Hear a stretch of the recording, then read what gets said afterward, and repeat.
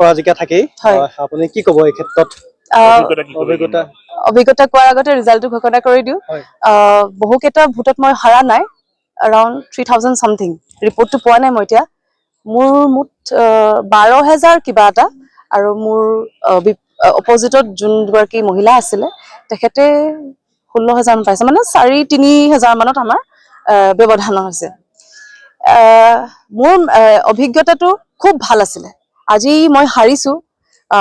যদিও মোৰ লগত যে কিজনে কাম কৰি দিছিলে সেই 8 দিনত আগৰবাৰ কৈছো 8 দিনত কাৰণ যেহেতু মই ষ্টেজে বা আমাৰ পাৰ্টিৰ মিটিঙে মাটাঙে মই কথা কৈছিলো আৰু মানুহ ভাল পাইছিলে কিন্তু মই কেম্পেইনিং হিচাপে মোৰ ফাৰ্ষ্ট এটো পদক্ষেপ আছিলে এজ এ পাৰ্টি গৈছিলো আৰু তেওঁলোকৰ লগত মোৰ বহুত এটা ধুনীয়া বন্ডিং হৈ গৈছিলে মই আজি 6টা পঞ্চায়ত আছিলে 6টা পঞ্চায়তৰ কাউন্টিং হলৈকে আমি কালিৰ পৰা এতিয়া more than 24 hours হৈ গ'ল 24 ঘণ্টাৰ ওপৰ হৈ গ'ল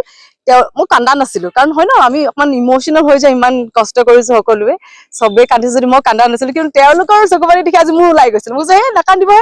কাৰণ মই সুখী হৈছিলো কিয় জানানে মই ভবাই নাছিলো 12000 ভোট পাম মই মানে 12000 16000 মানে টোটাল কিমান হ'ল 28000 ভোটত মই 12000 সামথিং পাইছো অলপ বেছি মই সুখী হৈছো যে মানুহে মোক আকোৱালি ললে যে প্ৰথম পদক্ষেপতে হাৰিছো ডেফিনেটলি হাৰিছো এটা মানুহে কয় ন জিকিলেহে মানুহৰ গুণটো পায় বুলি ভাবে কিন্তু তেনে ধৰণৰ কথা নহয় প্ৰাৰ্থী হিচাপে মোক মানুহে জিকাইছে যেটো 12000 মানুহে আপোনাক সাপোৰ্ট কৰিছে এটো বহুত ডাঙৰ কথা আছে কি কৰিব তেওঁলোকক মই ধন্যবাদ জনাইছো তেওঁলোকে যে নিজৰ বিবেকেৰে যে বিচাৰ কৰিছিলে ছোৱালীজনী যাওকচোন যদিও শাসনত চৰকাৰখন নাই ছোৱালীজনী যাওকচোন তেনেকুৱা এটা হ'ল আৰু আমাৰ পাৰ্টিৰ লয়েল ভোটাৰ্সও আছে দুটা টাইপৰ ক্যাটেগৰী হৈ গ'ল যোনবিলাক হৈছে আমাৰ কংগ্ৰেছ দলৰ লয়েল ভোটাৰ্স পুৰণা তেওঁলোকে ভোট দান কৰিছে আৰু লগতে যোনে ভাবিলে ছোৱালীজনী যাওকচোন তেনেকৈ ভাবা মানুহ আছিলে প্ৰশ্ন কৰিব বিচাৰিছো যেহেতু আপুনি এগৰাকী যুৱ নেত্ৰী বুলি ক'লে ভুল নহব নতুন প্ৰজন্মৰ প্ৰতিনিধি বিশেষকৈ আপুনি গতানুগতিক নগৈ বিজেপিৰ দলত যোগদান নকৰি কংগ্ৰেছৰ পৰা খেলাৰ কাৰণটো কি আমি জানিব বিচাৰিছো মই যেতিয়া পঢ়ি আছিলো কিছুমান কিতাপ আমাৰ হিষ্ট্ৰী যেতিয়া পঢ়ি আছিলো হিষ্ট্ৰীৰ পৰা আমি শিকিব লাগে হিষ্ট্ৰীটো আমাক অকল কওঁ যে মাষ্টাৰ ডিগ্ৰী এণ্ড PhD কৰিবলৈ নহয় হিষ্ট্ৰীটোৰ পৰা আমি ভুলৰ পৰা শিকিবলৈ পাওঁ বা কিবা কিবি আমি জ্ঞান পাওঁ তো হিষ্ট্ৰীৰ পৰা মই গম পালো কংগ্ৰেছৰ বিষয়ে বহুত কথা আমি গম পাইছো আমাৰ ৰজা মহাৰাজাৰ কথা গম পাইছো ঠিক তেনেদৰে আমাৰ পাষ্টৰ কথা গম পাইছো কংগ্ৰেছৰ কথা গম পাইছো আৰু সেই গম পোৱাৰ কাৰণে মোৰ মানসিকতা তেনেকৈ বিকশিত হ'ল আৰু মোৰ কংগ্ৰেছৰ প্ৰতি এটা আবেগ আছে মোৰ এটা আবেগ আছে মোৰ হেতুৰ প্ৰতি মানে দলটোৰ প্ৰতি এটা বহুত ভাল আস্থা আছে নট উইথ দ্য পিপল মানুহ সলনি হৈ যাব পাৰে মানুহ সদায় দলো চেঞ্জ কৰিব পাৰে কিন্তু পাৰ্টিৰ যোনটো উঠি অহাৰ যোনটো মূল ভেটি আছিলে মই হেতুক কোটি কোটি প্ৰণাম কৰো কংগ্ৰেছক মই ভাল লাগিছে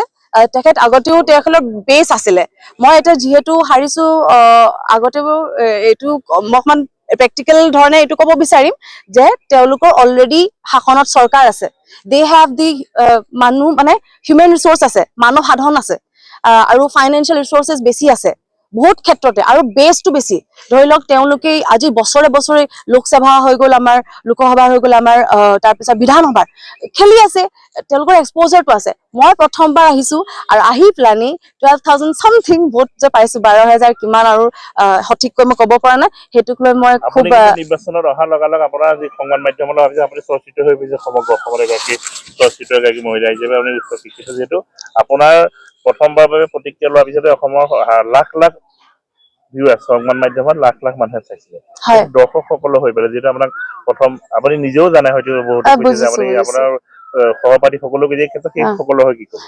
সেই হলে কৈছে তই আমাৰ জেডপিচিলে গুচিয়া আমাৰ কনষ্টিটিউচনলে গুচিয়া ইয়াত পাবি তাত নাপাবি তোক চাগে বুজি নাপাব তেওঁলোকে সন্দেহ কৰিছিলে কাৰণ ইয়াত আমাৰ চৰকাৰখন বেলেগ হৈ আছে আৰু এটা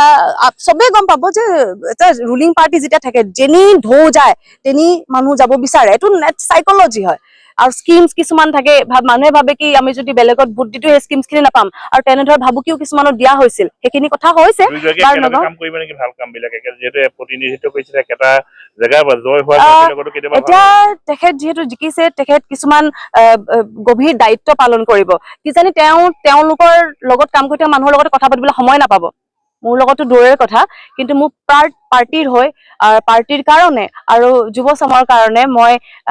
চাগে মই একো কৰিব নোৱাৰিম, কিন্তু মোৰ কথাৰে মোৰ বিবেকখিনি শ্বেয়াৰ কৰি থাকিম আৰু আগলৈ এই পলিটিকেল দিশটোত ইলেকশ্যনৰ যোগেদি এই অভিজ্ঞতা অলপ ধুনীয়া অভিজ্ঞতা হ'ল আৰু মানুহৰ লগত ধৰি লওক কেনেকৈ ইণ্টাৰপাৰ্চনেল স্কিলছখিনি মই শিকিলো, কেনেকৈ ধৰণে চবৰ লগতে মিলিব লাগে, কিছুমান কথা মোৰ পচন্দ নহ'লেও কেনেকৈ মই অকণমান তল হৈ পেলানি অকণমান মানে কি অলপ ডিচেঞ্চি ৰাখি বা হেৰি এলিগেঞ্চ শব্দটো কম ৰাখি পেলানি মই যাতে থাকিব পাৰো, সেইখিনি বহুতখিনি শিকিলো আৰু বহুতখিনি কথা। শেষত আপুনি বিজয়ী প্ৰাৰ্থীলৈ কি আহ্বান জনাব? বিজয়ী প্ৰাৰ্থীজনক শুভেচ্ছা জনাইছো আৰু মই তেখেতক ইমান ধুনীয়া ভোটত জয়যুক্ত কৰিছে, হাতীৰ ছবিত ভাবি বুলিয়ে হওক বা তেখেতক বুলিয়ে হওক, প্ৰাৰ্থী চাই বা পাৰ্টি চাই হওক, তেখেতক মই এইটোৱে অনুৰোধ কৰিছো যে মানুহে যিটো উদ্দেশ্য লৈ পেলানি তেখেতক জিকাইছে তেওঁ উদ্দেশ্যখিনি পালন কৰে, যাতে তেওঁ ৱাৰ্ডত তেওঁলোকৰ প্ৰতিখন আমাৰ সম্পূৰ্ণ 10 নং 8 গাঁও জিলা পৰিষদখন উন্নয়নৰ পথলৈ আনক, যাতে আমি বেয়া একো শুনিবলৈ নাপাওঁ, যাতে মোৰ ভোটাৰ্ছখিনিয়ে যাতে দুখ নাপায় যে তাইক আমি জিকাব, এতিয়া কিছুমানে মোক দিব বিচাৰিছে দিয়া নাই, তেওঁলোকে যাতে দুখ নাপাওক যে এইক নিজিকাই বেয়া কৰিলো নেকি। ধন্যবাদ।